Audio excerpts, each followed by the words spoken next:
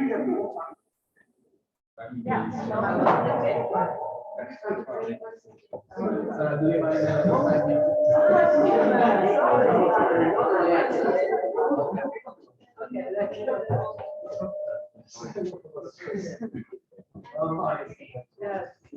had op werk even zelf gezeten, want ik had de mail niet goed gelezen. Ja, misschien neem ik nog een Hey, ik zag een bekende naam in de mail. Ik denk, daar ga ik wel even heen. leuk. Vind ik cool. Ik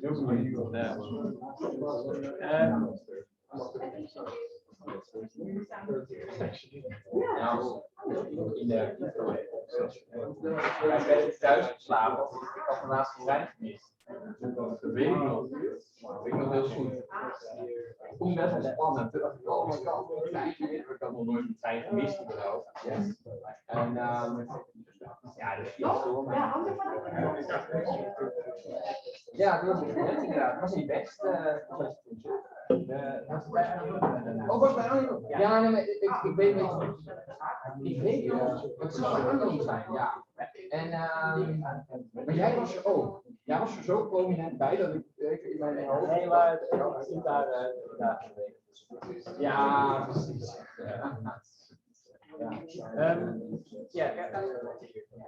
So are we? Yes, I think we can start.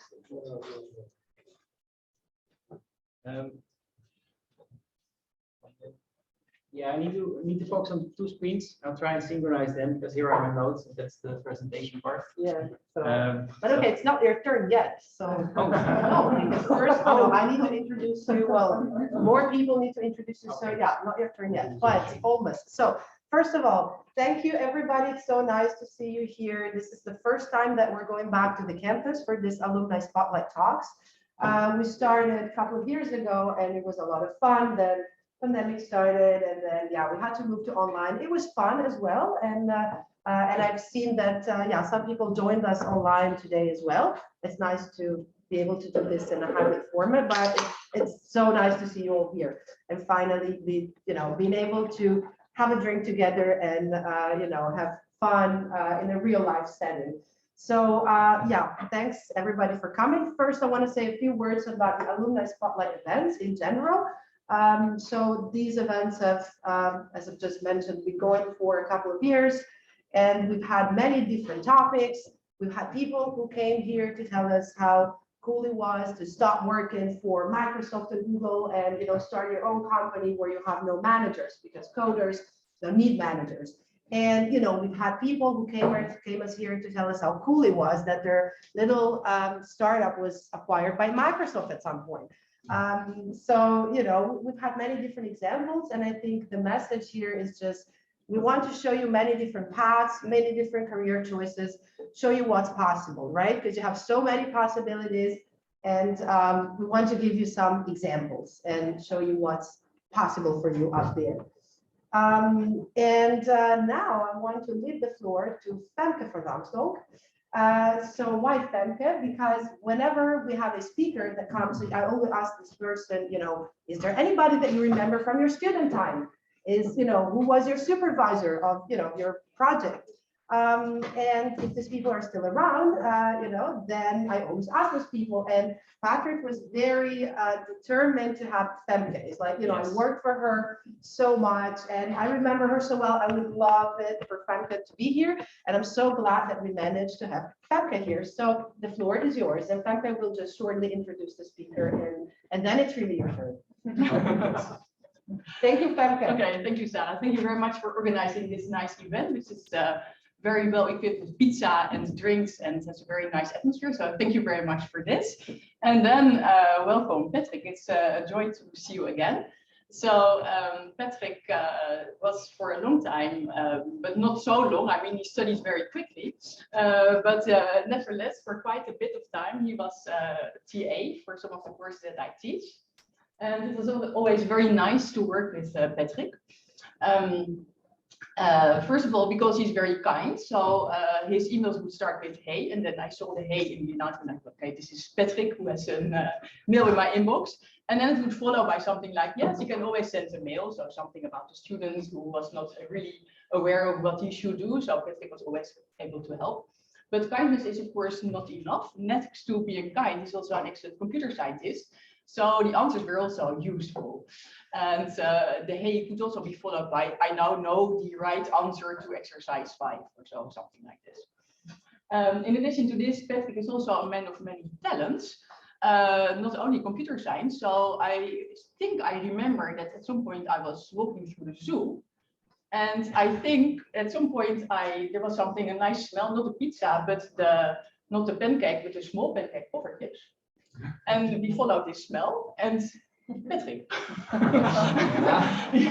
he was there preparing puffer chips, and so that's also one of his talents. And then I don't even know whether all this is true, because I think he also plays poker.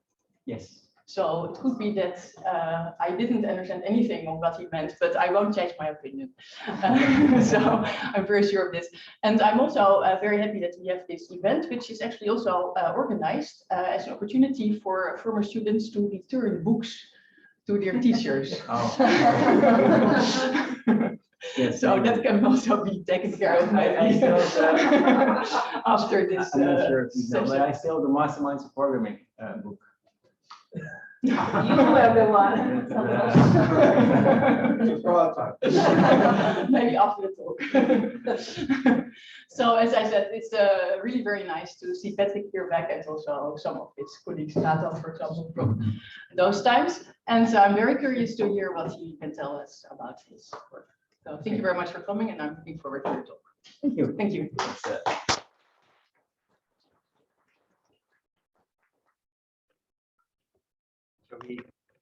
No. Okay. Hello, everyone. Yes, let's move to the slide. I'm Patrick. I'm the founder of Madx. And I will give you a presentation on joining a startup as a developer.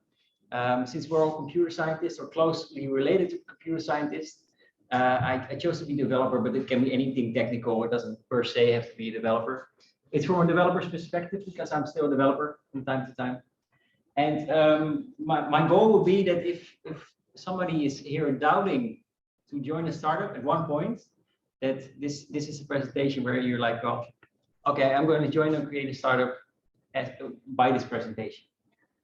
As a developer, eventually we are all asked at one point to join a startup. I heard you say something about startup as well. I worked at one, now I do it. So. Okay, that's good, or maybe not. So as a developer, your uncle or your coworker or your friend or whatever may come to you and say, hey, I have a great idea. I want to build an app. I want it to be online. I want to send messages. I would like to be friends, not the Facebook for companies maybe, or Facebook internally. And I would also like to have this extra cool stuff mixed by TikTok, and it's going to be the next big thing. And you'll be asked to create it, and you'll be like, okay, how do I do that and do this? And this presentation is not per se all the technical parts on how do you do that, but more the choices that you can make in your career on either joining a startup or saying no to a startup. And when are you going to say no? And why are you going to say no? And why are you going to say yes? And why you might be successful in it. So, oh, wait, the content. I'll quickly tell something about me, then I'll tell something about Madx, which is the company. Madx in the first months, years, I'll explain something how that happens, so you can also envision it happening for you, maybe. Then I'll be having the dev guide. The dev guide on the first part on becoming a freelancer. Well, of course, freelancer is not per se a startup, but freelancer is closely related to startups. And freelancer usually works for startups, not only startups, but startups have a lot of freelancers in service, because a startup is a starting company, grows really fast, and it's hard to find contracting staff.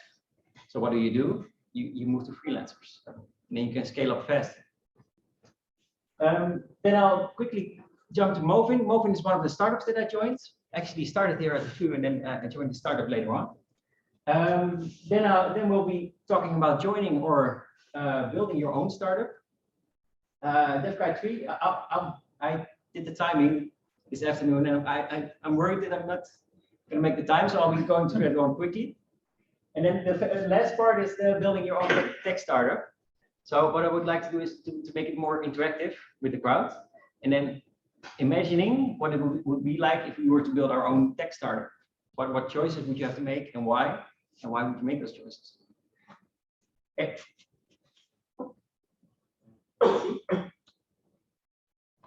Go. Is this? I went too fast, I think. Forgot yourself. Yeah. Okay, that's one. Yes. I'll be honest. I had a picture of me doing the poffertjes. I got rid of it because I was like, yeah, that doesn't have, it's too distracting for the story. But now I should have left it there. So I was born in 1989 in Amsterdam here. I founded my company, Mobile Application Development, in 2011, which was during my study here at the VU. I'm a programmer by heart and entrepreneur second. And what does it mean? I like creating stuff a lot, and I like it so much that I built my company around it. And you can find me programming until 3 in the morning, but you cannot find me running my business until 3 in the morning. So there's the difference between programmer at heart, entrepreneur second. I studied Informatica at the VU, which is awesome. I can see all the lineups there in the second row. My bachelor, and then I also did my master's at the VU in 2010, 2014. That's where I started my company as well. I'm not sure if the master's is still here. High performance discipline computing. Is it still a master's? Yes. Okay. Let's go. Is anyone following the master's? That's not the name of the master. No. It's another name. It has been renamed by now, but yeah, it's still there. Okay. Yes, that's cool. I still get a lot of clients asking about CUDA and graphics programming, etc. So that actually was really helpful on that part as well. I did some student assistant work here at the VU for Femke and the computer science department. Logica modelleren. You may have found my answers online at one point. No, okay. And that's the Turing algorithm was the most fun course to give. And I remember that's the Turing algorithm was my first course, and I got to the room. I was totally unprepared. There were 80 students in the room, and I almost went out crying outside the room. I don't know how I survived. It was a working regulation of 2 hours. I don't know how I survived, but the only thing I did was staring at the board. Okay, this is the answer. Okay, so I can tell you that the whole student assistant part really helped me throughout my career as well. I met my wife at Storm. Is Storm still around? Yes, that's cool. It's that was at the introductieweek van Storm. That's where I met my wife.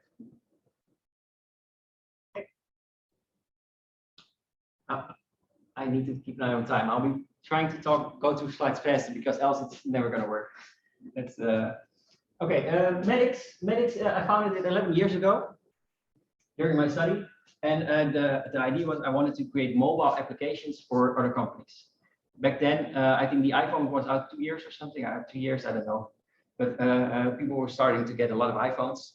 I was like, okay, well, there are not yet a lot of companies that create apps for other companies. I was thinking about an app for the Keukenhof. I wrote an email like, hey, can I make you an app? I think that would be awesome. But also other apps. I think that every company by now, a big company has an app, of course. One of the great things of starting your own company is the freedom and responsibility. But it's also one of the downsides of starting your own company, the freedom and responsibility.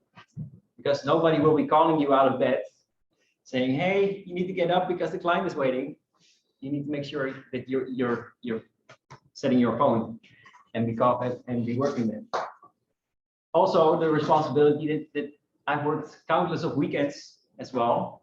So it's fun to work at weekends when you're really attached to a project, but it's also can also be a downside, of course. So that's one of the choices, that the freedom and responsibility is great from a company, but also can be a little. It needs to suit you. Yeah.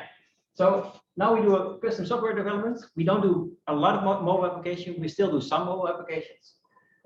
We mostly connect to startups and scale-ups. So startups are a lot of fun. Startups have great ideas like, hey, creating a new Facebook. That's a great idea. And we will help them make that idea a success. So that's also a motto that we help turning ideas into a success.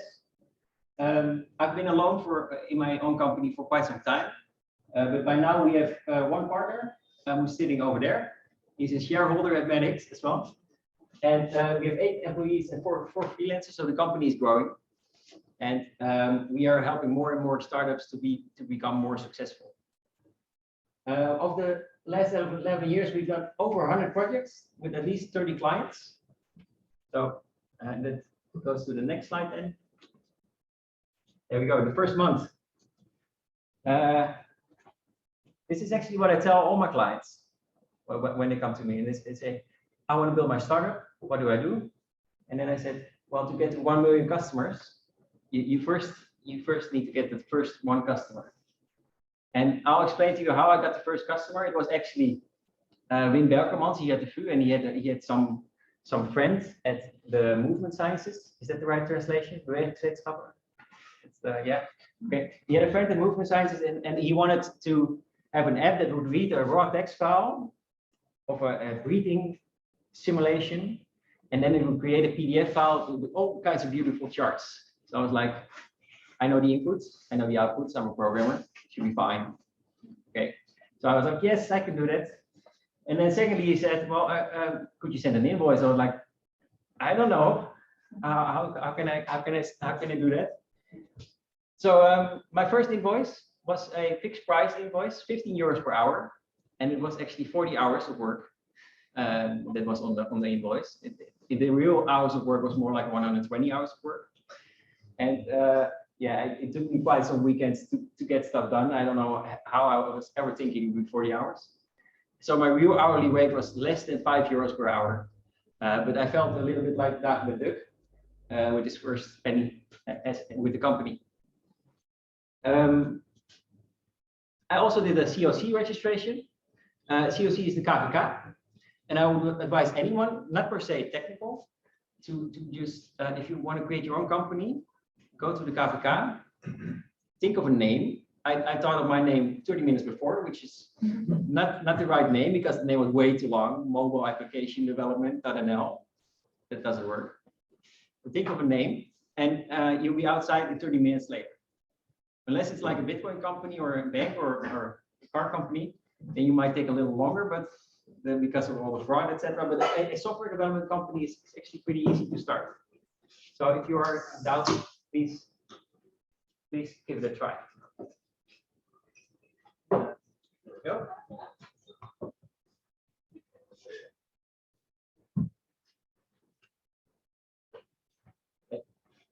Then in the first years, I learned one big thing, and that is knowing when to say no. In the first years, I only had 2 more clients. I was still studying, and I didn't have all the time. And one of the clients was the Culture Games, which was a really cool startup. And what they did was, in museums, you would get a tablet. And a tablet was also very new back then. Well, not really new, but somewhat new, that you could carry it around. You would get a tablet. You would do it as a company outing. So your company would be split up in groups, and you would have a museum tour on the tablet. And not just a tour, you would be answering questions. You would be competing against each other. You would play a game against each other, and all in the museum. So that sounded like a really awesome startup. Sounded like something that every museum needs to be closer connected to the company culture. Because of course we can go to museums by themselves, but as a company outing, you don't per se go to a museum. It was an Android application with a PHP backend. I don't know if anyone has heard of CodeIgniter. It used to be that. Yes. Okay, that's good. Yeah, I dabbled with that as well. Okay, well, it's awful. Yeah, by today's standards, absolutely. Yes, but it was it helped me a lot, and it was also my first experience when joining a startup, because I was working for them for 3 months, and I only got the first one paid, And then they said to me, hey, would you like to join our startup? I said, well, yes, of course. I mean, this is awesome. We're going to be a millionaire. Where do I buy my car, kind of thing. And then I said, okay, well, you already got 2 founders. I'm the third, so I'm going to take 1/3 of the company then. And they said, well, no, that's not going to happen. We are way older, way taller, and you're getting 5%, and we have more experience. So I was actually really confused back then. I didn't know what to do because I had a client. I was really happy with the client. But now I was going to say no. And what would be next? I still had 2 invoices unpaid, already worrying about the money then. And after a lot of thought and even talking to a lot of people and explaining my issues, I said no to them. And it was up to today, I think one of the best things that I learned, that the saying no actually gives surprising results, because I was prepared to just leave the company. I was like, well, then it's not going to work. It's fine. And then I said, wait, where are you going? We want to hire you anyway. Don't leave. I was like, oh, okay. That could also work, yes.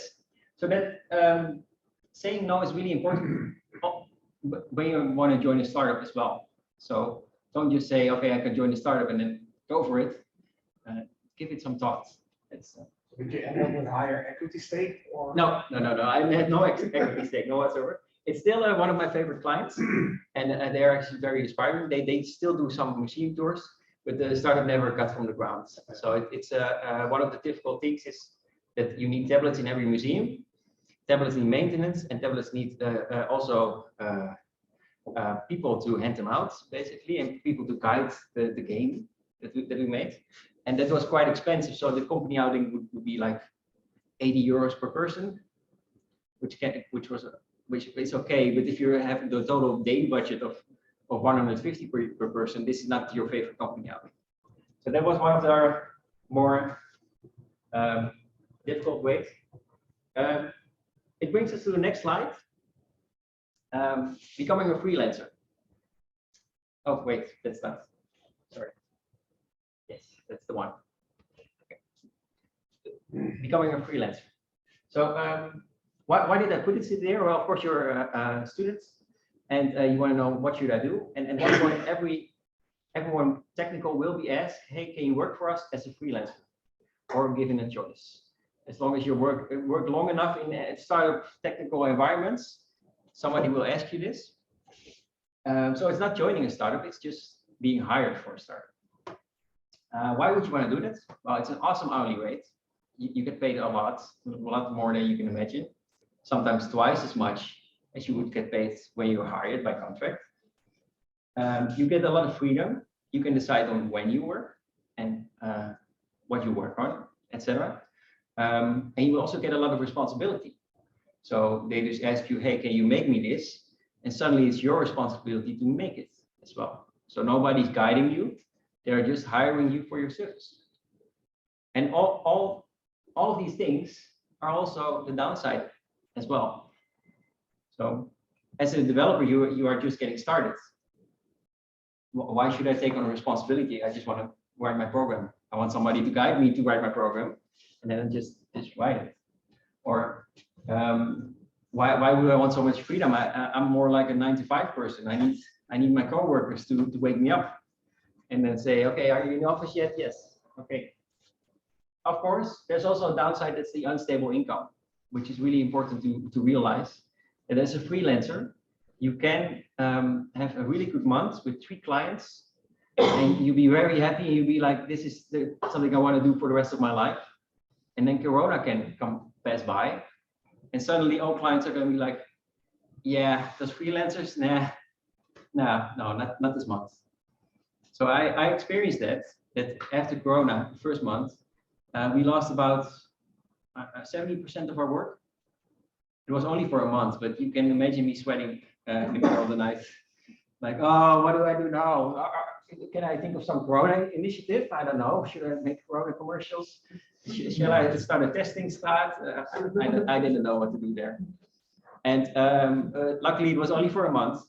But you should realize that being a freelancer comes with an awesome hourly rate. Downside is it's unstable income at any time. But that's not in all cases, by the way.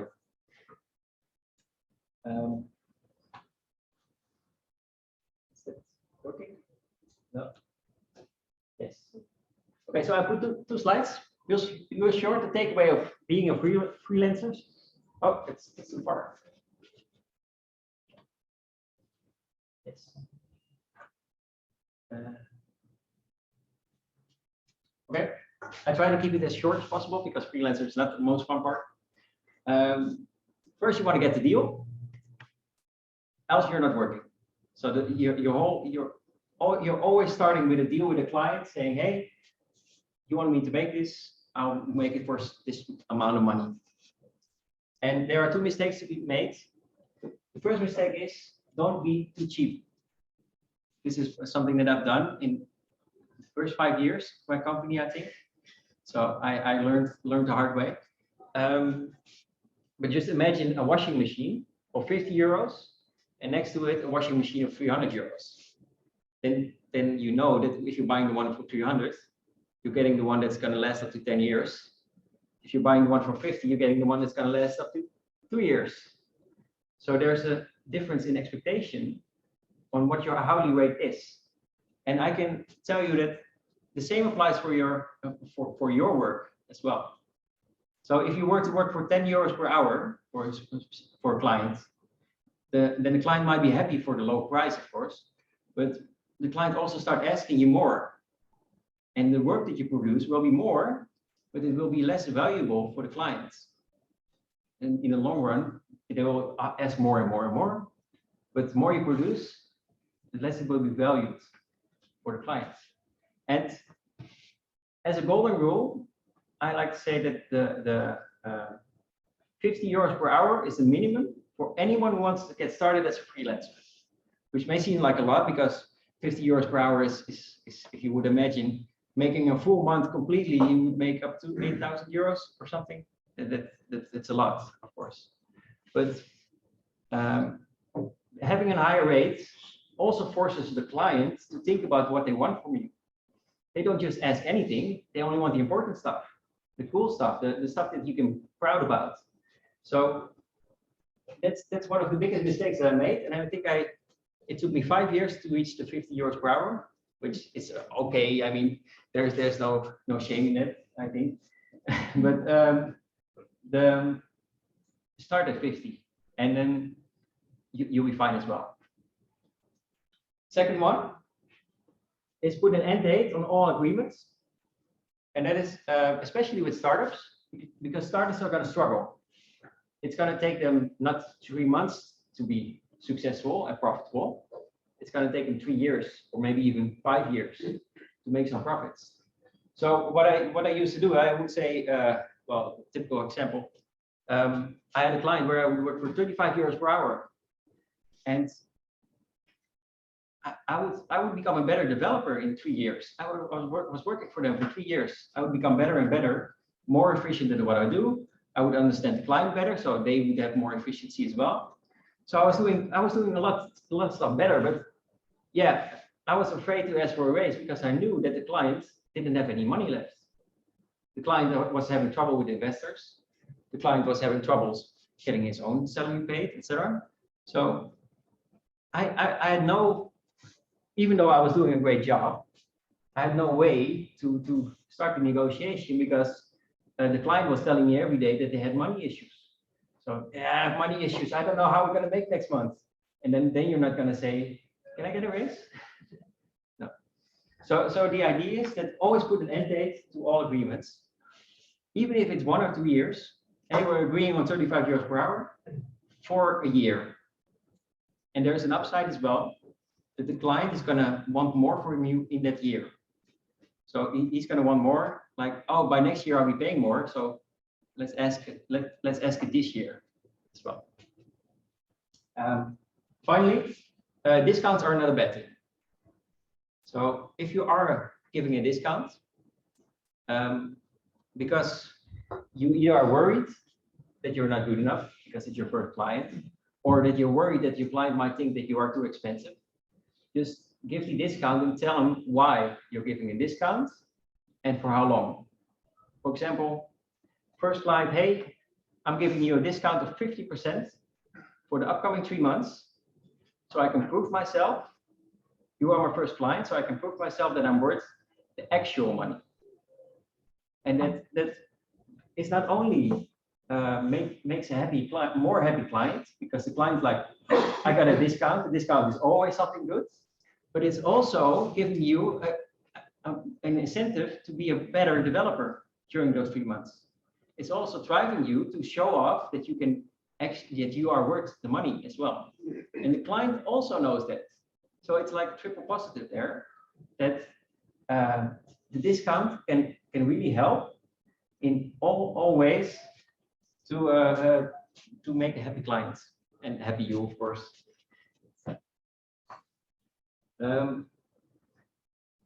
Yeah. Okay.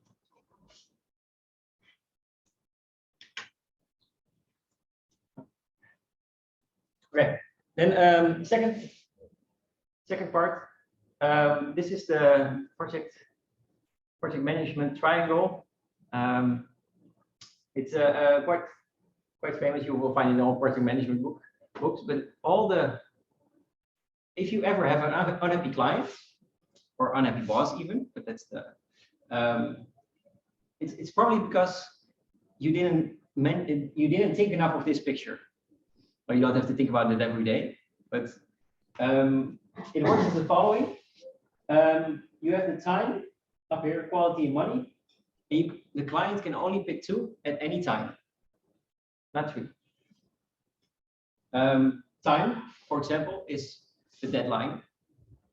Also, the amount of time that you have available for the project, etc. Quality is not per se your code quality. I know it feels like this, but it's not per se. It can also be the quality of the product. Client is asking you, hey, I would like to get the image upload available as well. I want to upload images to the beautiful website, and quality can mean the image upload is not available yet. It will be in future, but you are handing in some features so that the product itself is a little smaller. Yes. So the product quality is also less. And so you're handing in there some quality and not per se code quality. And then finally, the money, of course, it's typically the client's budget, but it's also how the client wants to spend the budget. So it's not per se all just hard numbers. It's also where they want to spend the budget on as well. Now for the example, let's say somebody would hire you and they would have a deadline within a month. And they would have a certain, they want to get the best product within a month. Yes. Or, sorry, certain price. You would agree on a certain budget as well. Then what you would do is, okay, then we are building this and this and this and this to make sure it fits within the budget. You agree on it, you start working on it, and then suddenly you're working for 2 weeks and the client calls you and is like, you know what we should do? We should add the image upload. We should add it now because we really need the image upload. It has to be there because one of my clients is actually like, yeah, I want it as well. And the image upload and the video GIF upload even better. So you're getting enthusiastic. You're getting like, oh yes, I totally want to do the image upload as well. Yes, of course we're going to do the image upload. And then you hang up the phone and there's a mistake. That's the mistake. Because what the client asks for is more quality of the end product. And you didn't do anything with the time and the money there. Time and the money stayed the same. So the client is like already expecting that the rest stayed the same. He's not paying more. He's still getting the deadline. And you are getting a little bit more stressed. You're like, oh, wait. Now I need to do some overtime, or now I need to find somebody who can do the image uploads for me. I don't know, but I need to find a solution here. You're getting stressed, and eventually you're getting more and more stressed, and you're missing a deadline, and then you get an unhappy client. And so what you should have done is, by the time that the client said so, of course you can be enthusiastic, but just only mention it's going to take more time. That's all what's needed for happy clients. And anytime that I've had an unhappy client, and I'm sorry, I've had some unhappy clients, I forgot to mention it because I was so enthusiastic. I was like, oh yes, of course, we can do the deadlines 2 weeks earlier if I were to do this, and then suddenly I would be working entire weekends and not getting extra paid, and I would be really sad not getting extra paid because my wife would be like, yeah, I miss you in the weekends, and I don't get my cool stuff. Whereas, so think of this once you're sad. Well, that's not, that can be phrased better, I think. But, okay. Yeah, I think we should be okay with time for an hour. So, Don't worry about time. okay. Then I would like to talk about mobbing. I did my master thesis here at the VU, indoor navigation based on Wi-Fi signals. And you can imagine being at home and sitting on a couch, and then you would have a really good Wi-Fi. And then you would go to the kitchen, and suddenly your Wi-Fi drops, and your neighbor's Wi-Fi is suddenly really good. So you indirectly you have your position available from the couch to the kitchen just by looking at your Wi-Fi signal. And that's what the thesis was about. And I joined a startup to actually sell this product as well. Why would you want this? Because you have GPS, of course, of your phone as well. In a concrete building, I'm not sure if this is concrete. It looks a little concrete-ish. That GPS dies within a few meters. So because of the 1500 megahertz, which is a little low, GPS is not the best navigation within a concrete building. It's getting better, and there are solutions as well. But the Wi-Fi was a lot better. GPS was up to 50 meters, I think, and Wi-Fi was up to 2 meters. Is how far we got it. Yes. I can talk for hours about mobbing, but I would like to give 3 lessons learned here and give some examples with them. And I think the most important lesson learned was knowing why people want your product. It's also important when you are starting your own startup and you are selling a product or a service or anything. Know why people want your product. And I'll explain. Okay, but I might need a little help from the audience as well. Can anyone imagine what our customers would look like for moving? Where would indoor navigation be really needed? What's a good example of, yes, you want indoor navigation there because that will really help. Event locations. Event location, that works, yes. Anything like that. Hospital, yes. In case of emergencies, like you want to find an evacuation route. Yeah, firefighters, etc. Evacuation route, yes. Airports. Airport works, yes. Plenty of customers. Yes, indeed.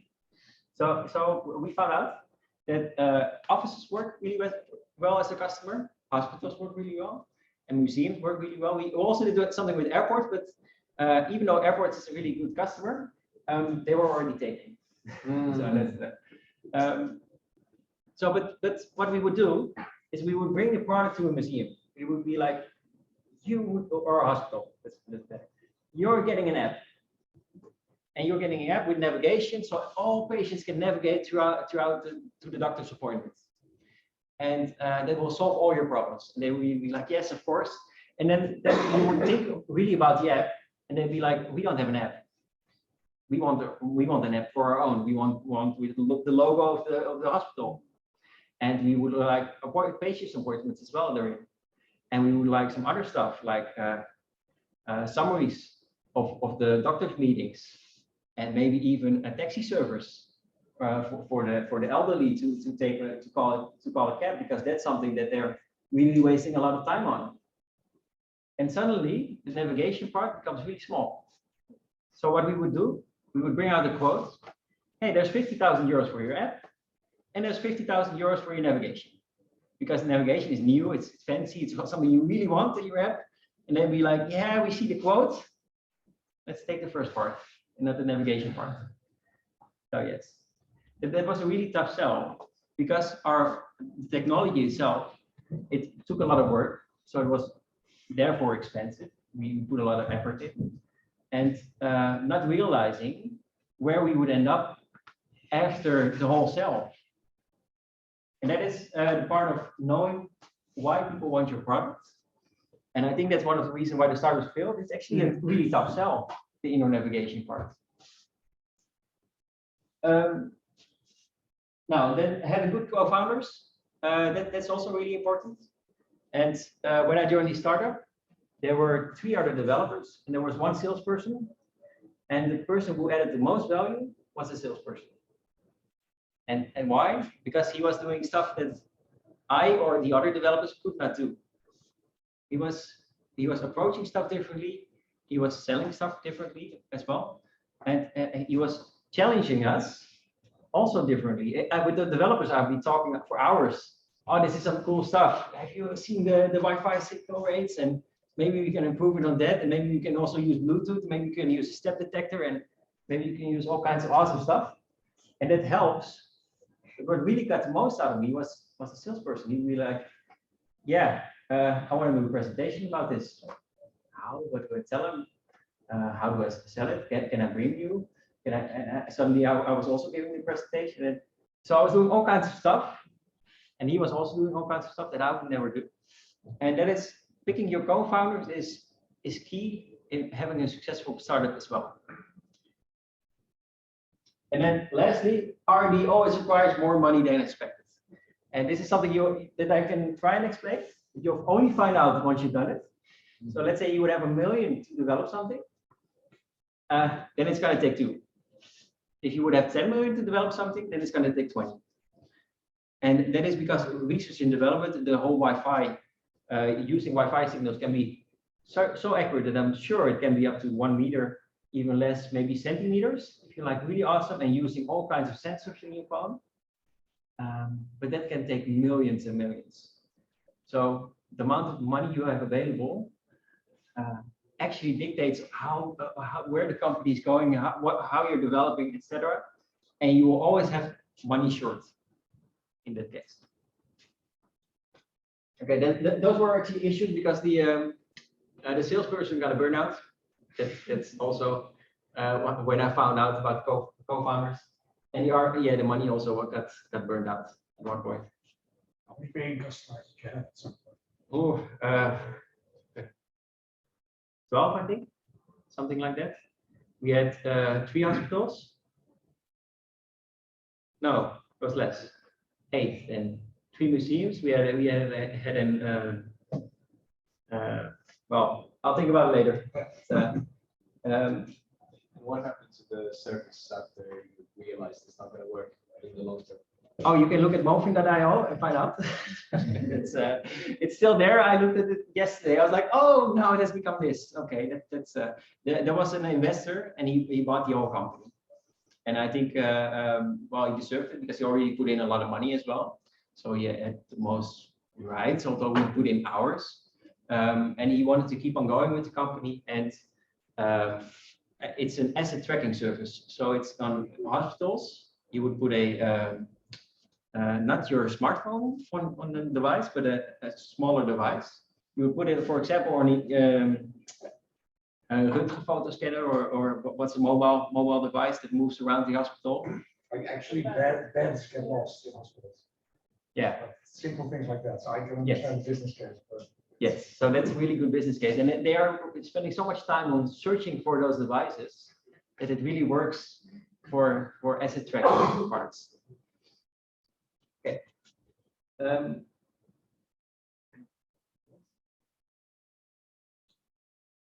Okay. Then the dev guide number 2. Joining or creating a startup. Of course, a startup is the holy grail of success of these internet days. And just, well, define success, of course, because I don't think that Mark Zuckerberg is very happy. But we have Google, Twitter, Meta, WhatsApp, Instagram, TikTok, all famous examples. And if you are a developer, you can create those things. It's not hard to create a WhatsApp, actually. You can send a message from one end to the other just by using your phone number. There's no magic there. It's about the execution, of course, but we all can become that millionaire that the Mark Zuckerberg has become, or the Bill Gates has become. Now, I have a lot of people coming towards Madx and asking, hey, I have a great idea. I want to start my own startup. And I tell them these things, and priority top to bottom, basically. Go for the smallest MVP possible, and even smaller and smaller. And an MVP is a minimal viable product, and minimal viable product is the product that just works and that you can just sell, just enough to sell or to make users enthusiastic. Maybe not even sell, but just to get users on your platform. And for example, with WhatsApp, the smallest MVP of WhatsApp would actually be, I would like to send a message from my phone to your phone, not via SMS, via internet. That would be like the smallest. And maybe even smaller, I don't know if it's even possible. But and of course, WhatsApp feels really simple, but you can do a lot more. You can do group chats, you can send videos, you can send images, you can call each other, you can call each other, video call each other. You even have a WhatsApp app, a WhatsApp web. You have blocking of persons, unblocking of persons. You have even backgrounds on the WhatsApp is in there. So small MVP and iterate as much as possible. This is the software engineering part for Patricia as well. The whole agile development. I'm not good with terms. And iterate as much as possible, and you'll get there eventually with a good product. Secondly, do not worry about sharing your great idea or secret. It's the execution that counts in this case. So I've had a lot of people come up to me and say, they'd be like, I have a great idea, but I want you to sign an NDA first. And I'll be honest, I do sign the NDA, yes. But I'm like, well, you probably don't need an NDA because you don't know that I have zero time to execute this idea, unless you pay me, of course, then I have all the time. But to do it for myself, I don't have the time. I mean, I'm running my own company, so how could I take your idea? And you've probably given it way more thought than I have on the idea. So every time you share your idea or secret, it becomes better. So if you're like, hey, I would like to send messages from our phones, and then suddenly you're sharing your idea, like, oh, I would also like to send the image from our phones as well, because we're using internet. SMS had no images, but WhatsApp can have images, kind of thing. So you'll be sharing and sharing, and then each time you would tell your idea, it becomes better and better. And trust me, each time you're telling it, becomes even better afterwards. So then the third one is finding co-founders that are the opposite of you. I already explained it in the last slide, so we can kind of skip this. Although Simon there, I would never share my company Madx with anyone, but I am sharing with Simon because he's like the complete opposite of me. He's always going for the best deal, maybe not so nice. And he really gets under my skin. He's pushing me to do other stuff as well. And I think that don't find same mind like-minded people. Find people that really annoy you, and you'll be better. And lastly, don't do it for the money. Even though the whole dream is to create a successful business model and then to be a billionaire and to be on the boat and then not have to worry about the company and all. Don't do it for the money. The startups that I've seen failing are the ones doing it for the money. They are making bad choices because of the money. And I've had clients just saying, okay, we are not doing the quality product, we're doing the cheaper product here because this will cost us too much. Instead of having the heart and saying, I want the best product and I'll find a way to get the money, or that we're cutting off other pieces of our app so we can put the money at the best parts of the product. So don't do it for the money. That's the. Would you not still consider yourself a startup actually? Because you guys have been running quite a while. Oh, Madx is no, Madx is not a startup. No. I just got confused maybe about a slide. Oh, no, so Simon has been joined 2 years ago. Okay. Madx has been going on for You just 11. help a lot of startups. That's. Yeah, we're helping other startups. Yes, yes, yes. Sorry for the confusion there. Okay, I'm gonna skip this slide because it's already a long talk. But if you ever get a call, somebody telling you, hey, my tech startup is failing and it's on the development side, I always ask these things. And the answer is not a true yes or no, but you will find out so much about the whole development team. And you will know why the startup is failing. Even if you don't know anything about startups, you will get the answers. There. Okay.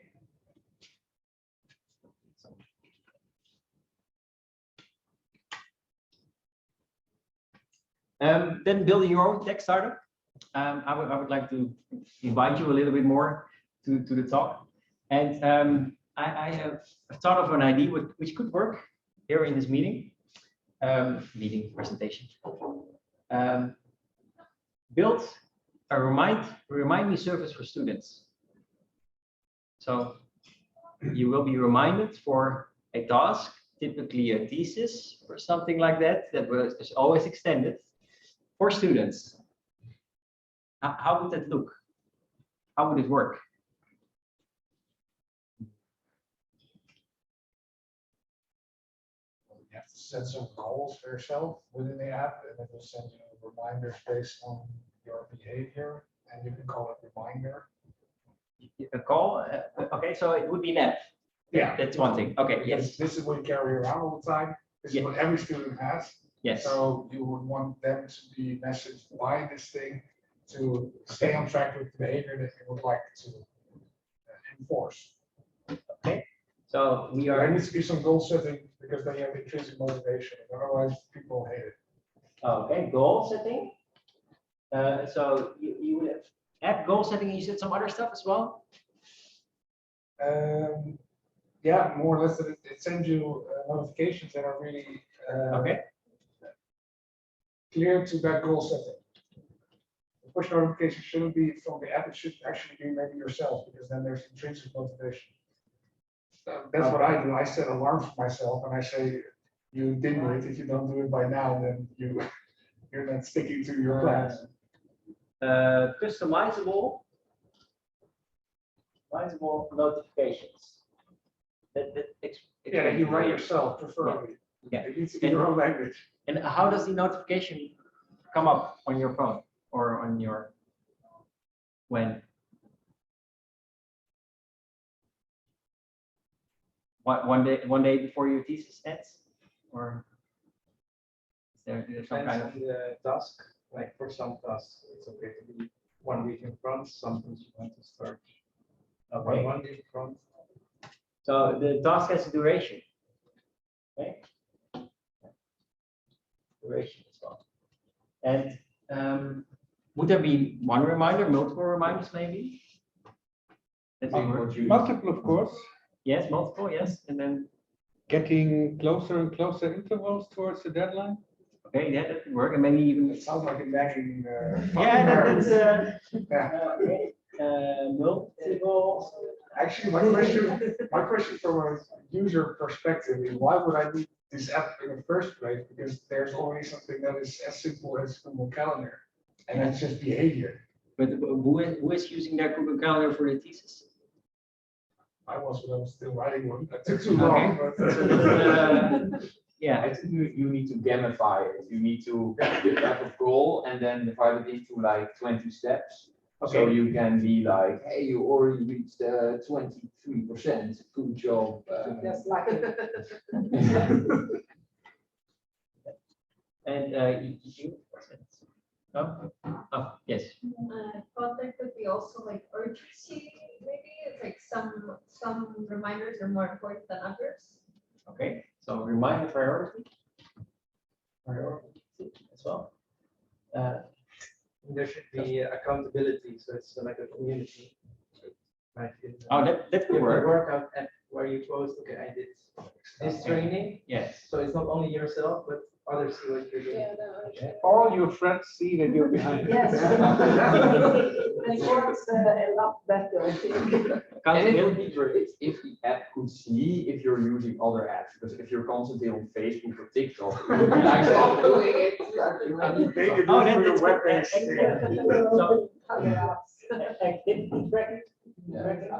Social media It integration. sounds like my girlfriend, by the way. Social media integration. So like not sensitive stuff, but like kind of like a workout competition. Like, hey, your friend is doing so much better than you. Like, Oh, yeah, that's the pressure part, of Yeah. course. Then we get more human burnouts. pressure. Yes. But that's also gamification a little bit. Like, okay, I want to do better, competitive, etc. So the point was not to create a remind me service for students, but just to show how you can create a startup. And does anyone have a cool name? Yeah. Wake up. Wake up. Jesus now. Wake up. That's my name, actually. Wake up. Yes, something written like that. It might already be taken. So that's. This was to. I think you can do way more. And now the question is, what is the true MVP of this startup? How can you? So now you have all the great ideas, and there might be even more great ideas. When I thought of it, I thought like, what if my parents would call me? Then I'll be doing my work. So maybe you would get the parents would get some kind of incentive to call you and say, hey, how's your thesis? And then hang up. That's it. Now then I'll be done with my thesis. I think the MVP is Google Calendar. Could also be, yes. It's or the MVP might not even be an app in the first place. It might be a website, which makes it easier to create because of that takes deployment as well. No. Okay. So yeah, I won't be stuck here for too long. Can I continue to talk? Yeah. I'm hoping it starts. No, it doesn't work. Okay, so we'll continue here. It's not full screen, but it's. At Madx, we just love creating these kind of things, and that is what my company has been about in the last years. I'm hoping to convince somebody to come with a great idea and start their own company and just try it out. I mean, now you're still a student, so you're not married yet with kids and having less time and less time and less time. You can still do a lot with your time. At Madx, we're always looking for new clients and always looking for new developers. That's some free marketing here for my presentation part. We work in even healthcare? Hmm? Do you work with healthcare? I think we can. I mean, we have done something with healthcare, yes, but not. If you're talking about some ISO certificate, no. Yeah.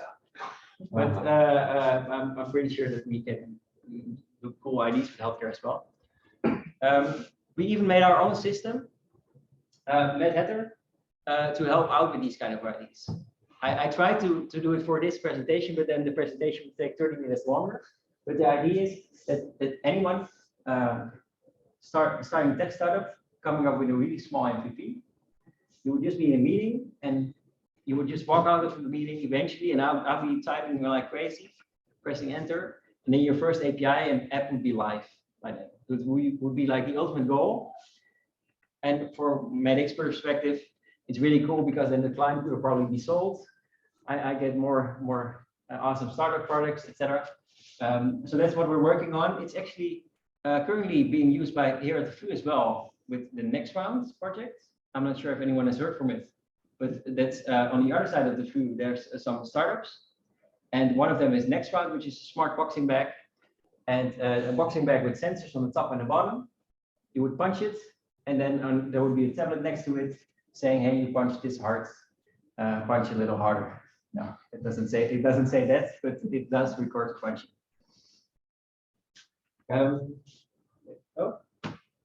Then stuff to think about while eating pizza, although that one is cold, I think.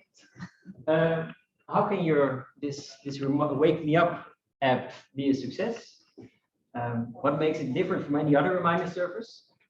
That's what I always ask. What makes you unique? how do you reach students? So you created an awesome app, and how do you make sure the entire field wants to use it? Is there a way even? It might be a no as well. And any special features? Only get access to YouTube after you finish your task, kind of thing. What makes it unique?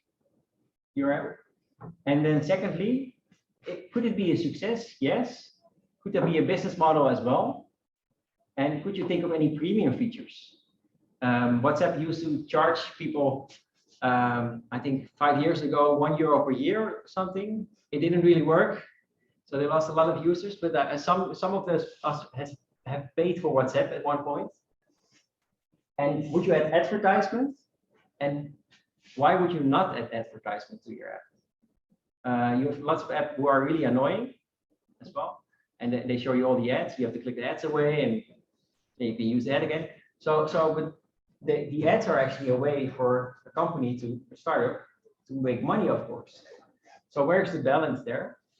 And could this be applied to other businesses as well? Offices, all universities, medical stuff. I don't know why they would need a wake up app, but could it be applied to other businesses?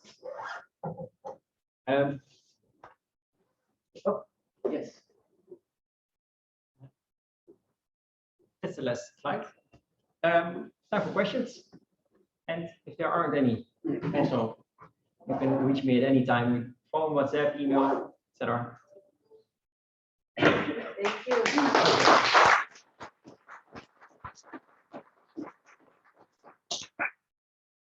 Yes, first question there, go ahead. Yes. So if you have a startup and you, you get some money from an investor and then you start working on it and it completely fails. How does that end? Are you going to go to this guy? Yeah, sorry, it didn't work. I tried, and then he lost all of his money, or how does that resolve? You have startups with multiple investment rounds as well. So you would have an investment round to prove your product, and then you would have an investment round to prove your growth, and then you would have an investment round to actually grow as well. Mm-hmm. Yes. That's one way of doing it, making sure that the investor knows that he's in the first investment round, that you are proving your product, because most startups will fail eventually. Yeah. Yes. And if you're starting with this, don't do it for the money, and assume it will fail then as well. That's not assume, but it will probably fail. So investors also know that part. So that's something that's good to know. And there was another. So this happens a lot. There's a lot of investors who give people some money, and then after 18 months or something, money's gone and there's nothing. Mm-hmm. Yeah. There's also some theory on proving on if your product can actually grow. Then you need to have a certain user retainers. I don't know the right words. Your users need to use your app for a certain period of time, and then your growth also needs to be a certain factor as well. Mm-hmm. And if you reach the positive side, you will always grow. So that way you can convince investors, like, okay, even though we are losing money now, I think we should put more growth, and then eventually we will make money. So there are some real theories on that part as well. And that's probably at the later stage when you're already like getting in a lot of users and when it actually works. Yeah, I would say the prototyping is not that phase. No. Yeah.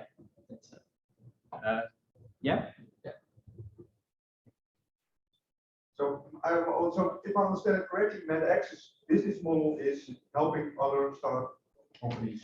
How did you ever hit upon that business model yourself? Yeah, it wasn't really my intention actually. It was just a lot of fun. So I started, of course, with the somebody asking me, hey, can you make this? And I was like, yes, okay. And then I joined the first startup, and it was such an experience to work as a company for a startup, because you're really helping out on the technical side, and they are just doing their business kind of thing. That I only wanted to work for more startups.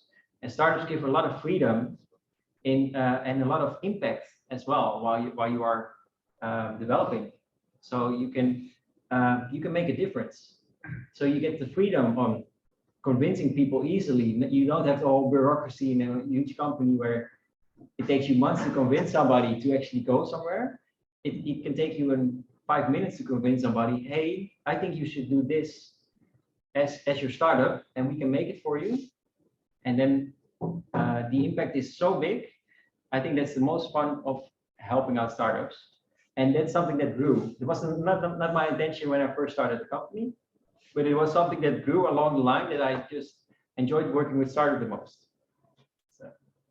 I'd like to ask another question, joining on that one. How do you join in on the upside of potential success of a startup? Because you chose a very risky business, actually helping people that fail 95% of the time. Yes. And then when they grow, it seems like right now you run a business where you just take a lump sum for a certain project and that's it. Or do you make any type of royalty deal?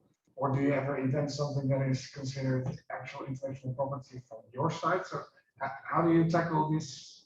Yes, that's actually what I've been struggling with in the last years. And that's actually one of my main worries as a company, because I do see that the idea can be a success and then you want to join in, but you also want to get paid.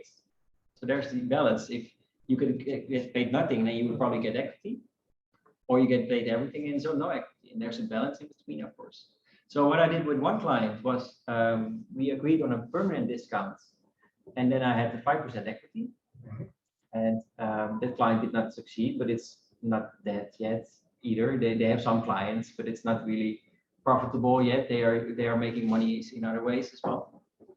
And sometimes not having equity doesn't mean you don't get you get to share the success. At one point, if the startup becomes really successful, that is what I noticed. You get a lot of work. You can hire more people, and to do more work, you can hire more people to do more work, as long as you're still good enough. So there's a balance that at one point, startups are going to want to hire their own developers as well. And that's the most difficult part, because then you are expensive versus the internal developers. So you need to be at least worth the money versus internal development. That puts the bar really high sometimes, like extremely high, and also maybe unachievable. And then I'm just willing to let it go as well, because it's sometimes you can just find a good developer who's twice as cheap as hiring a company to do it for you. So there's a really fine balance, and I haven't found a solution yet. So. Good luck. Thank you. My chest night, so I have to run. Okay. Yeah.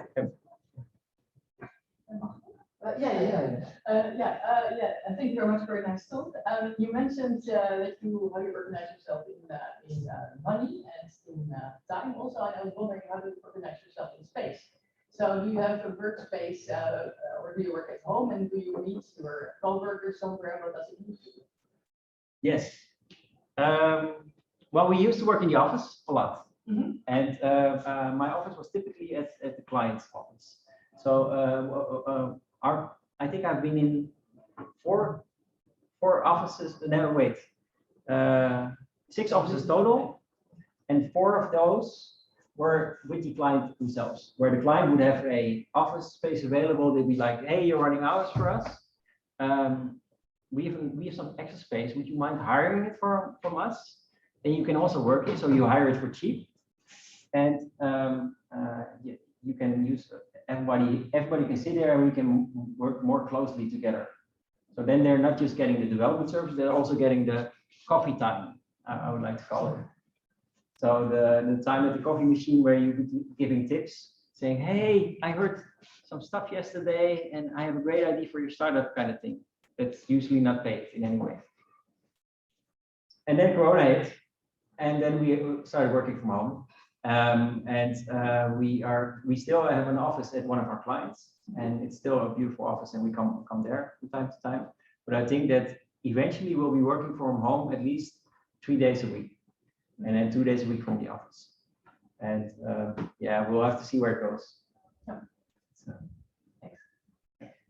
Yeah, so I have a question from chat, Oh. from someone who's online.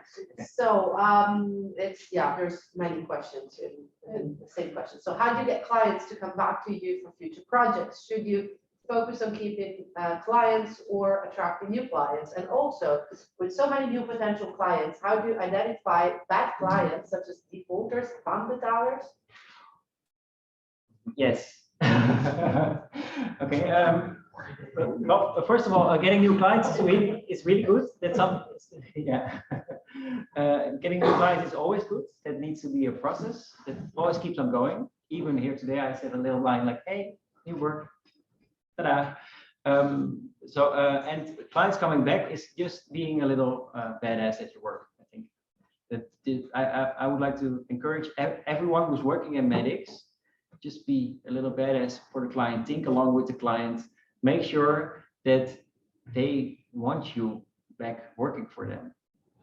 And that's really difficult. So we lose clients from time to time as well, because you cannot always be perfect there. I need to look in the camera, I think, in this case. That's, and then the one-betalers, yeah, I've had my issues with those as well. And yeah,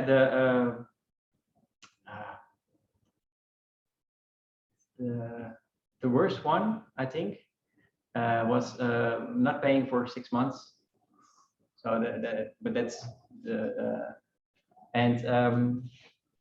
I don't think you can predict it beforehand, but there are indications, I think, that the triangle that I showed, there are clients who never touch the triangle for some reason. I don't know why. They are the best clients because they respect what you do. They respect you for, okay, we agreed on a time and price, so you make sure the quality there is right, or we agreed on a budget and a quality, and you said you would do it in the weekend, so I'm not asking you to do it as soon as possible or before a deadline. And there are clients who never do that, and there are clients who always do that. And I think the bad clients are the ones who always do that. So that's not something you know beforehand. Thank you.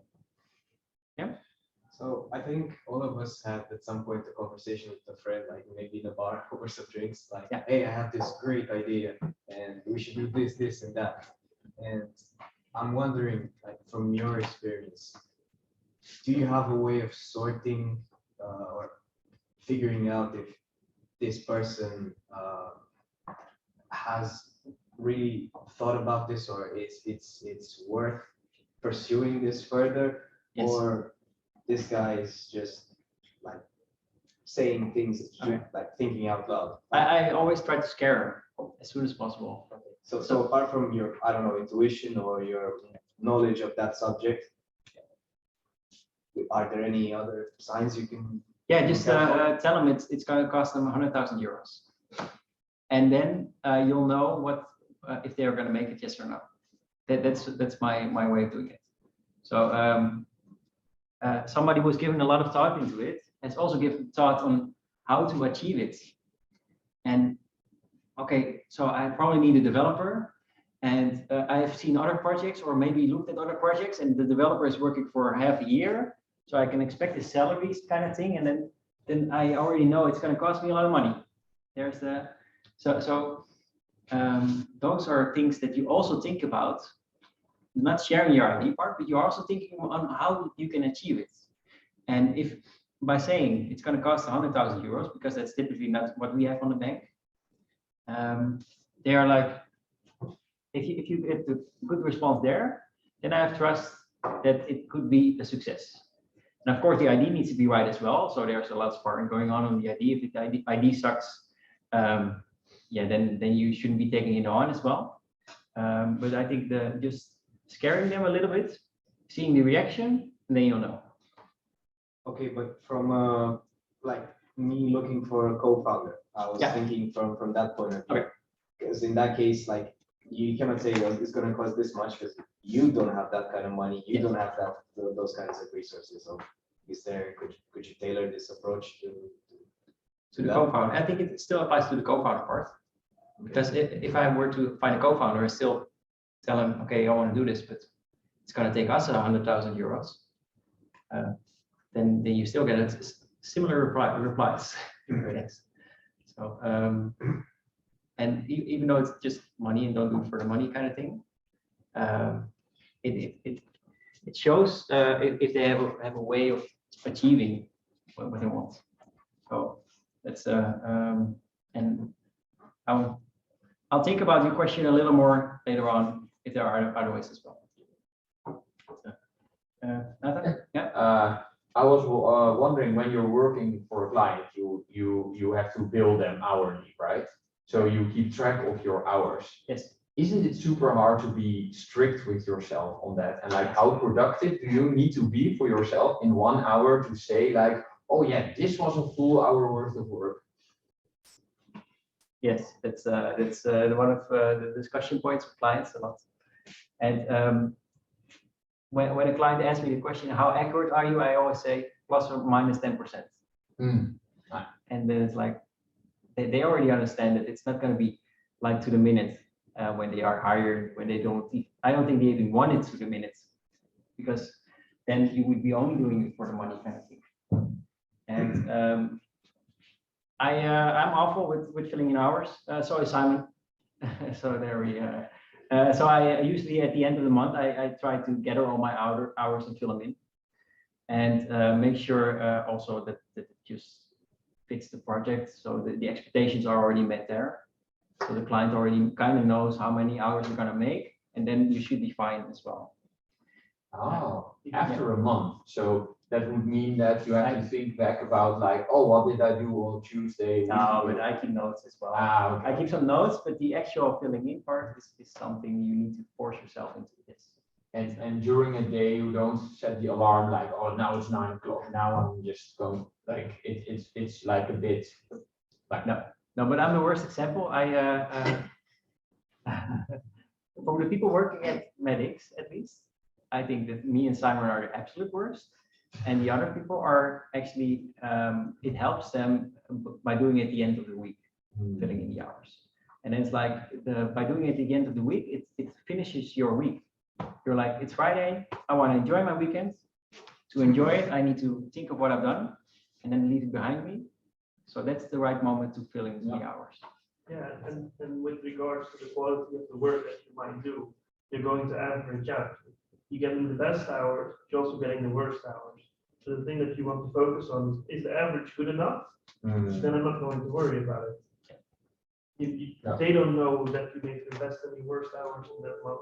As long as the average is good, nobody will be concerned about it. right. So that would mean that if you need an entire morning to get the hang of a certain API or a library or something, you don't do anything. You just take those 5 hours to figure it out, and that's all fine. Yes. Yeah. Yes, and that's all part of the estimation part as well. When developing for a startup, you don't know what you're going to encounter. And I do consider also those moments to be billable for the clients, because you are thinking of their product. You are adding value to their product. You're learning about an API that adds value to their product.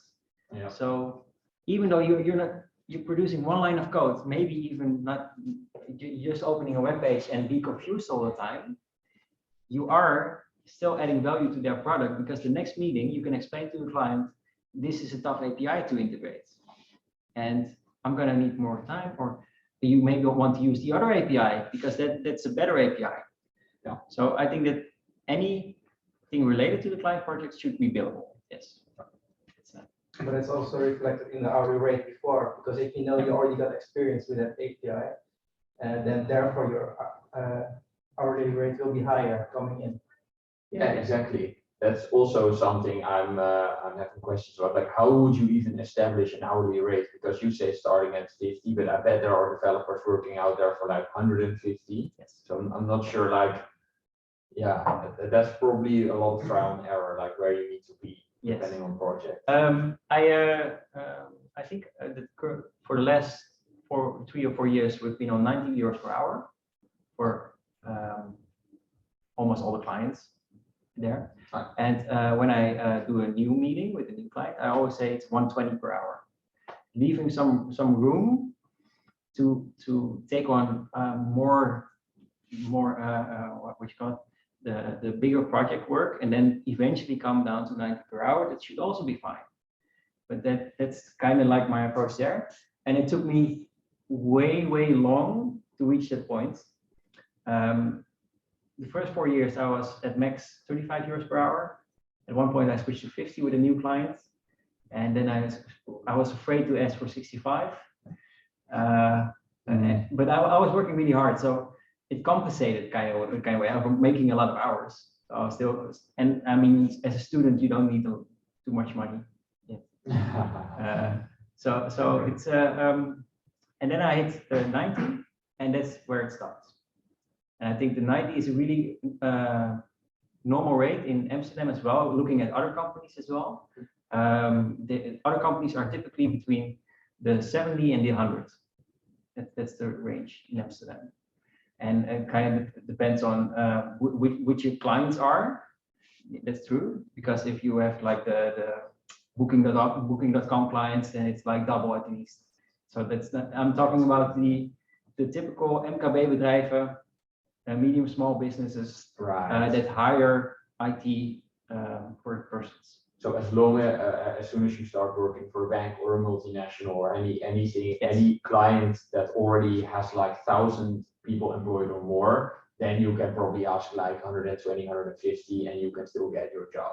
Yes. Yeah. It also depends very much on the kind of work that you're going to do. Of course. Yeah. Like if you're going to do it for a bank and it's not some kind of backend page that they don't care about, but it's like for a bank in some internal system, they want it to be working perfectly because it's a numbers game. And so they are willing to say like, okay, for 200 you'll make it work perfectly, then that's fine. And then you probably also have to go in to spend that money a little bit because you're going to have to check it. You go to a security agency and they say like, here's my code, please verify it on security. Go to an accountant, verify it on like the numbers. So it changes with whatever you're doing. I think working for a bank like that can be pretty painful because you will be stuck in their processes as well. You cannot walk away and say like, ah, there it was, there you go, ciao. Okay. There, yes. So I think we have a lot of questions regarding experience, also making experience, and I was wondering, right after you graduated or even before graduating, you started your startup or you started freelancing. So you never really had the opportunity of joining a company that was around for years and was able to gather a lot of experience. So how were you able to get that experience other than customers, for example? In the beginning, we also worked a lot for creative agencies as well. And creative agencies usually have 1 or 2 developers who are also doing websites, etc. And that's where I learned the most. And I think that one of the most important takeaways that I learned by visiting all those companies is that each company has a mess. Literally each company is a mess. And of course, you would not expect from a bank bigger ones, but in each smaller company, there is always no code reviews, or maybe not the right deployment system, or not the right CI/CD pipelines, or consider anything that's needed to deliver good development service. And I would just learn by looking at the companies and see why it would not work for them, kind of thing. I do regret it. I can tell you that. I kind of wish I had also spent 1 year just joining somebody who had a lot of experience creating these kind of things. That happened to me, I think, 3 years afterwards, when I met an awesome developer who had done, I don't know, countless projects for the last 30 years, who was working in Perl, who was working for ING, and he had seen it all, and he also had some really cool mini startups. And he really showed me how important it is to create a good logging system, to show your errors properly, to log your errors properly, to use microservices as well. And there was so much to learn from him. So I just got lucky there, I think. And that was also when the hourly rate increased afterwards. So at that point, I really felt confident. Before that, I was more like, I know how to build apps. So I can help you solve your problem. I don't know if I'm doing it right. Eventually, I was not way off. I mean, it wasn't like, but after meeting the inspiring developer, I really knew what quality was and what quality was not. Basically. But the way you went in the beginning was also, so you mentioned existing structures that you were also working for companies or clients that already had developers or previously existing products that you could learn from. Yeah. Yeah, and then they would, for example, ask me, hey, we have a cool app, but the developer has gone away. Could you take over the app and just develop on it? That's a really good learning experience, because then you're like, what has he done? Or how do I navigate through this code? And I think that the best developer is not one who writes code, but who can read code from other developers. And if you're like, the amount of what the fucks while reading other people's code indicates the quality kind of thing. I think that really applies when you're getting such a project, but also the amount of things you learn while thinking about why did he make this choice is also really important. So yeah, I think the taking over projects really helps in some cases. Yes. Yeah. Yeah. So sorry, I think you mentioned you need new clients. So what is your sort of unique selling proposition of Madx, and where do you see the company in 5 years?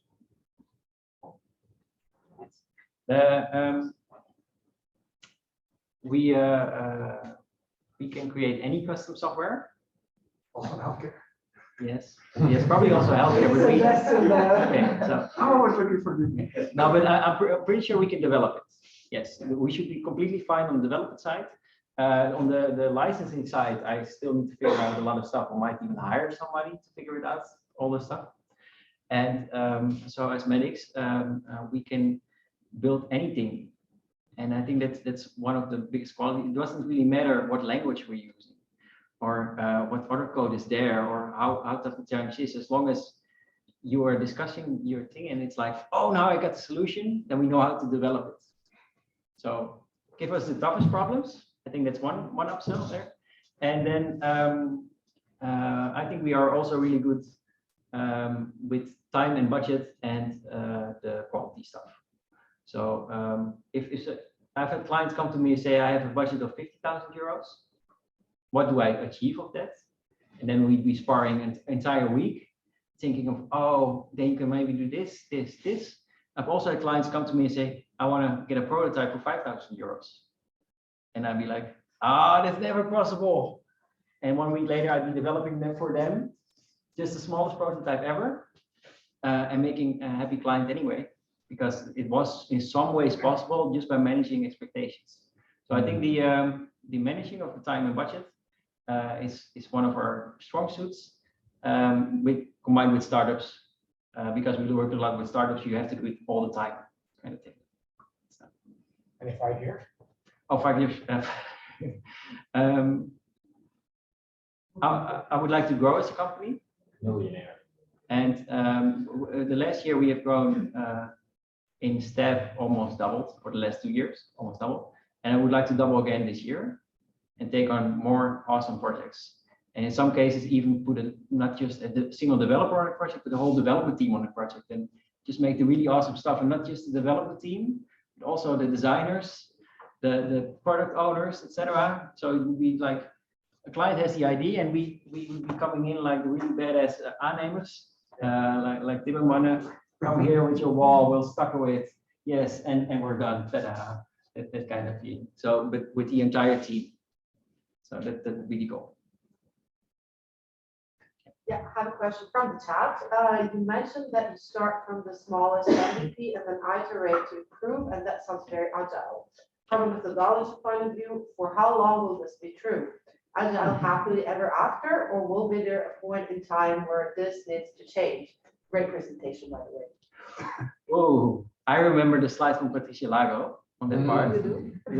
Yes, there were. It was something like there are 7 layers of software development, and we're only on layer 2 kind of thing. Yes. Okay. That's and I still think we're not there yet as software development, and I'm yeah. So the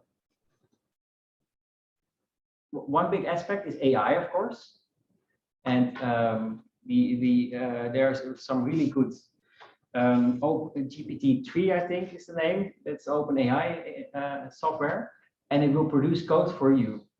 And I don't know if you've seen it or if you watch the demo, find it on YouTube somewhere, but you will be scared as a developer. You'll be like, how do I still have a job in 5 years? That's one aspect. And I think that having the AI produce code for you, I've used it as well.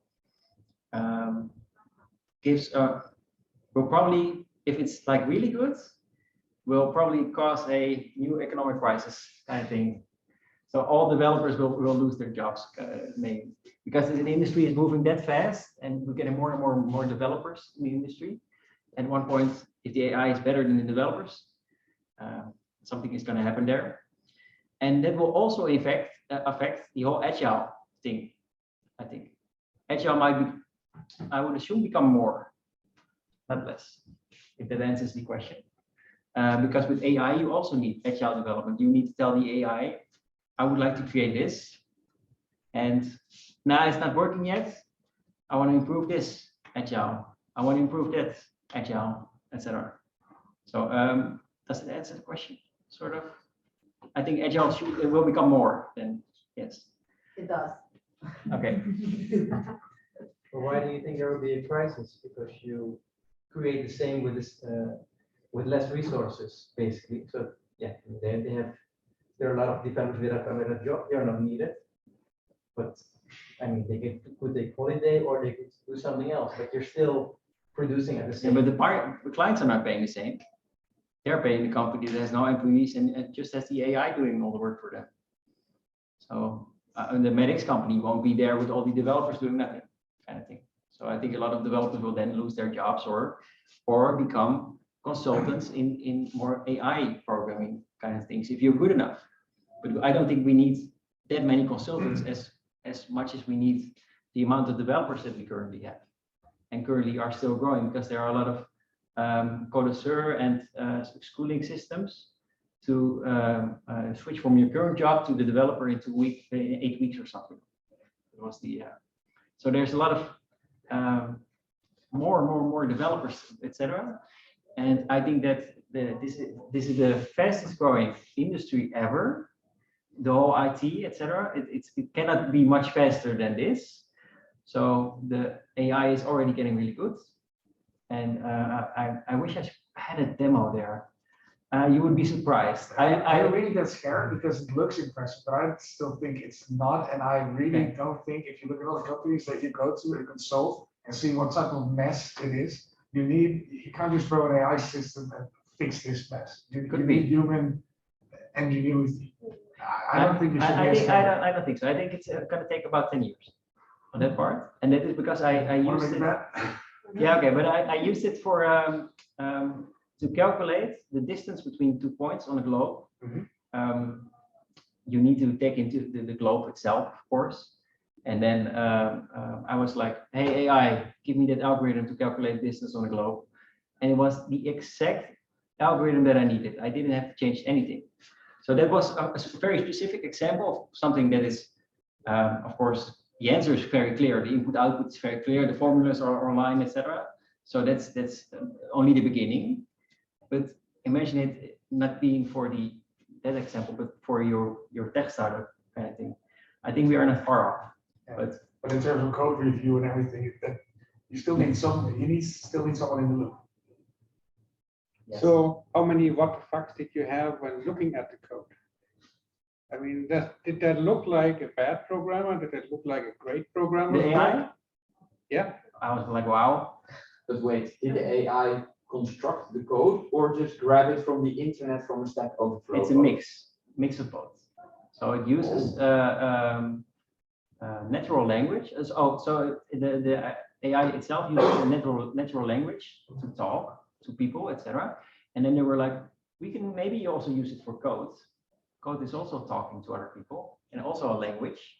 So then they tried it, and they just had the input, a lot of Stack Overflow, etc. Also GitHub was the input. There was like insane amounts of inputs available, of course. And then use the same natural language to produce code. So it's sort of mixed there. But it's still in well-defined tasks right now. Like you cannot say, create a remind me app for students, and it creates the entire story. I think you can. Not at this moment. I think it's pretty close. Well, it won't be perfect, of course, and you still need to do the bug solving. And I think the AI sucks at finding and solving bugs. So that will be one of the biggest blocking points there. But if you ask the AI currently, can you build me a web server? You will get a web server that outputs hello world. That's so the actual question, can you build me a web server? And then you will get the actual web server. But that's a real defined task. That's a very well defined. There's no business. Can you add the calculation of the radius to the web server? I'm pretty sure that should be a defined task as well. Yeah, the papers that are now coming out on this subject that are actually at the level where because the GPT-3 is very new, and it's like one input creates one output. And the papers that are being created right now is okay. What if we put it in again? So your first question is break this down into a planning, and this planning gets fed back into the thing again, and then comes out a very fine-grained planning, let's say. So the papers that are now coming out is okay, let's put it in multiple times, and now it comes like this big tree of like stuff that has been worked out. So it might start with like, yeah, but you need to set the boxes really clear. With feedback loops, this is already exploding. The very concrete example of this is that by accident, this thing could calculate. So it's a byproduct. It shouldn't be able to calculate, but it could anyway do like 4 digits plus 4 digits, and it would output the right number, and like some other basic math. And this research team is like, okay, let's do a feedback loop. And suddenly it went from like third grade answers to MIT graduate, not graduate, but entry-level questions it could answer only because of one loop back. So now imagine if we don't do one loop back, but do several hundred. Now it could become chaos. It could become. I think it really starts to break down when you have this AI who created this big app for you because you described some things about the app you wanted. And then later on, you want to modify this app. And you said like, yeah, I love how the way you described it. And then you said like, but suppose this page, can you do it exactly like that? And the AI has to then really understand what you mean, because you previously didn't talk about the app in that detail. Well, right? This is the live demo you can do actually on the web, where you say, okay, make an HTML box, and then you make the HTML box, and then in context, you will put behind it, no, make it yellow, and then it makes it yellow. So this also is. Yeah, okay, on a smaller scale, this works. Yes. Yes. It's only a matter of time. Yeah. The proof of concept is there, but it's very scary and it's very far away still. The problem with this is that it's doubling every 18 months-ish with the performance that it can get. It's also what you're also saying is the requirements of building an app are also really hard to write down. And then Exactly. Yes. So there's still consultancy needed, but it's also be done by a human in this case. So I also introduce a lot of errors, miscommunication, something the client doesn't want, something that so it's I don't think it should be too hard to produce something that comes close. But the AI has to do a lot of guesswork because But we do as well, huh? yeah, that's true. That's true. But we talk. That's why it takes so long. We think about it a lot. We talk about it a lot. We have our entire lifetime's worth of knowledge, and the AI has to, do a lot of guesswork. But if you describe an algorithm, yeah, what are all the possible inputs and possible outputs to that algorithm going to be like. As soon as you, as a human, try to describe it in detail, you're basically programming, right? So, yeah, but it's interesting. It's an interesting topic. Okay, everybody, I think that it's time to stop the talk here. And I mean, there are still drinks and a little cold pizza. So I mean, if you still want to hang around, you're welcome to do so. And if you still have questions, want to continue the discussion, but I think we can officially end the event here, at least, yeah, stop recording. And thank you so much for coming. Thank you so much for your talk.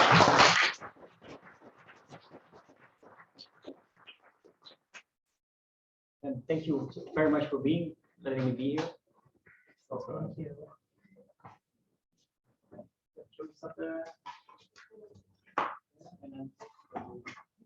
Thank you.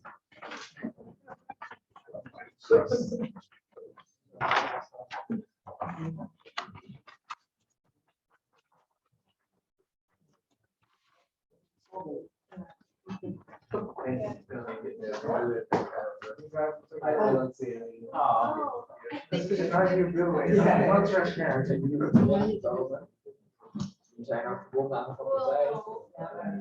but I think because we tried to enter people from your computer, it stopped the recording here. For this talk. Okay. It's like one of those,